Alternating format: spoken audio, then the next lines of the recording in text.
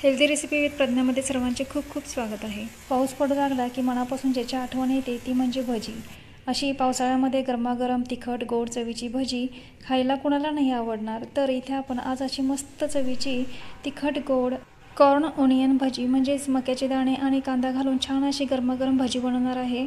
अगदी क्रिस्पी गोड तिखट अशा चवीची ही भजी बनतात। नक्कीच तुम्हाला ही रेसिपी आवडेल। चला तर मग करूया सुरुवात आजच्या रेसिपीला।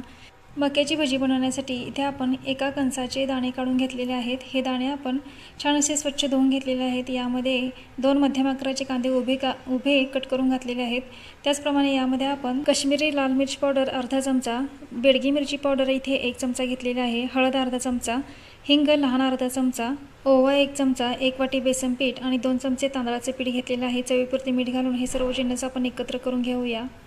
सुरुवातीला हे मिश्रण कोरडेच मिक्स करून घेतले। नंतर यामध्ये आपण थोडे पाणी घालून हे मिश्रण छान असे बॅटर बनवून घेतले। या मिश्रणाचं तुम्ही बघू शकता, या मिश्रणाचं अशा पद्धतीने थोडं पाणी घालून छान असे बॅटर बनवून घेतलेलं आहे। आणि इथं आपण सर्वात शेवटी कोथिंबीर घातलेली आहे। कोथिंबीरत एकदा हे मिश्रण छान असं मिक्स करून घेतलं, एकजीव करून घेतलं आणि थोडा वेळ झाकून ठेवलं। जवळपास 10 ते 15 मिनिटं हे मिश्रण झाकून ठेवलं आणि यानंतर आपण भजी बनवायला घेतलेले आहेत। इथे कढईमध्ये तेल गरम करून घेतलेले आहे। यामध्ये आपण जे कॉर्नचं मिश्रण बनवलेलं आहे त्यातील हाताने थोडंसं बॅटर घेऊन अशा पद्धतीने तेलामध्ये सोडून घेतलेलं आहे।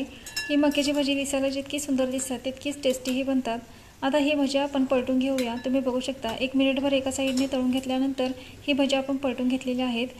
भजी तळताना लो टू मिडियम फ्लेमवर तळून घ्यावे, म्हणजे तेल कमी पितात। जर हाय फ्लेम केली तर ही करपू शकतात, आतपर्यंत क्रिस्पी बनणार नाहीत। आणि लो फ्लेम केली तर तेल खूप पितात आणि ही भजी खूप तेलकट होतात। त्याच्यामुळे ही भजी तळताना लो टू मिडियम फ्लेमवर अगदी व्यवस्थित अशी तळून घ्या।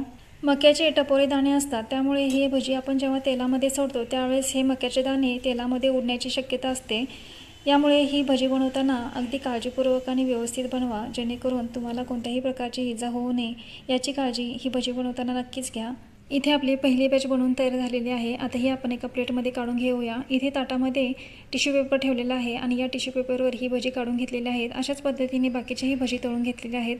इथे आपली तयार आहेत कॉर्न ओनियनची भजी। अशा पद्धतीने कॉर्न ओनियन म्हणजे मका आणि कांद्याची भजी घरी नक्की ट्राय करून बघा। आजची रेसिपी कशी वाटली कमेंट करून नक्की सांगा। व्हिडिओला लाईक, शेअर आणि सबस्क्राईब करायला विसरू नका। परत भेटूया अशा छान खमंग स्वादिष्ट हेल्दी रेसिपीसोबत।